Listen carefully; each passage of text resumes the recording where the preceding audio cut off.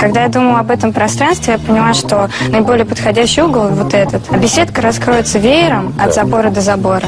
Часто при закладывании фундамента загородных построек приходится проводить ряд подготовительных работ. Выкапывать ямы, выравнивать поверхности. Мы пошли другим путем и решили установить фундамент на винтовых сваях. Такому фундаменту даже гидроизоляция не нужна. Обрезаем каждую сваю по уровню и привариваем металлические оголовки.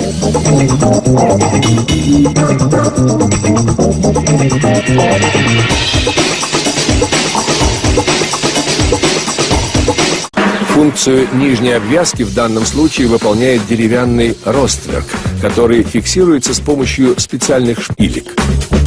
Теперь устанавливаем вертикальные стойки. Они должны быть основательными, ведь будут держать всю конструкцию. Набиваем лаги для пола. Ну вот, скелет нашей будущей постройки готов.